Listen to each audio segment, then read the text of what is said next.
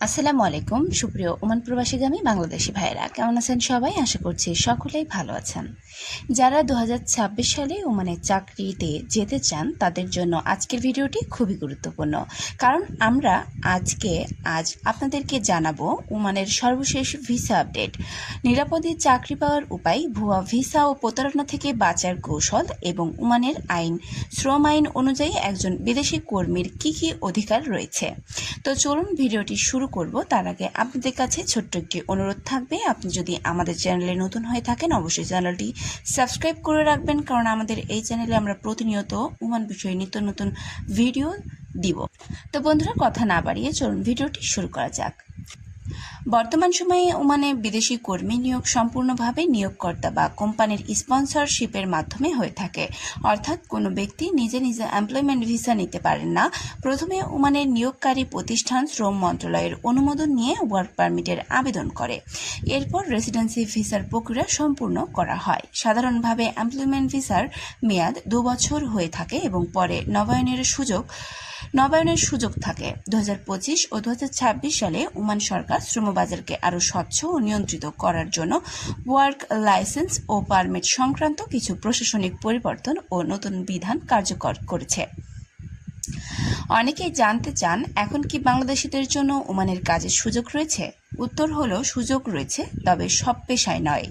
Oman সরকার স্থায়ী নাগরিকদের কর্মসংস্থান বাড়াতে ওমানাইজেশন নীতি আরও জোরদার করেছে। ফলে কিছু পেশায় বিদেশি কর্মী নিয়োগ সীমিত হলেও নির্মাণ, শিল্প, রক্ষণাবেক্ষণ, হোটেল পরিচ্ছন্নতা, নিরাপত্তা, ড্রাইভিং এবং বিভিন্ন কারিগরি কাজে এখনও বিদেশি কর্মীদের চাহিদা রয়েছে।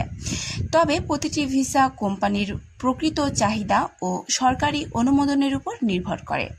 এখন প্রশ্ন হলো, নিরাপদে চাকরি পাওয়ার সবচেয়ে ভালো উপায় কি?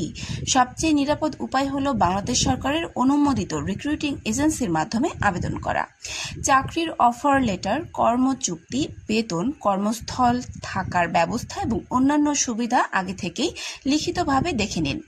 কোনো ব্যক্তি বা ফেসবুক পোস্ট দেখে অগ্রিম টাকা পাঠাবেন না। ভিসার কপি হাতে পাওয়ার পর সেটি যাচাই করে নিন এবং প্রয়োজন হলে সংশ্লিষ্ট কর্তৃপক্ষের মাধ্যমে সত্যতা নিশ্চিত করুন।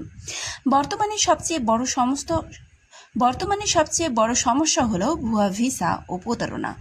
অনেক প্রতারক খুব কম খরচে বা খুব বেশি বেতনের লোভ দেখিয়ে মানুষের কাছ থেকে টাকা নিয়ে থাকে। মনে রাখবেন, যদি কেউ বলে কোনো ইন্টারভিউ লাগবে না, কোনো কাগজ লাগবে না, কয়েকদিনের মধ্যেই ভিসা হয়ে যাবে, তাহলে অবশ্যই সতর্ক হবেন।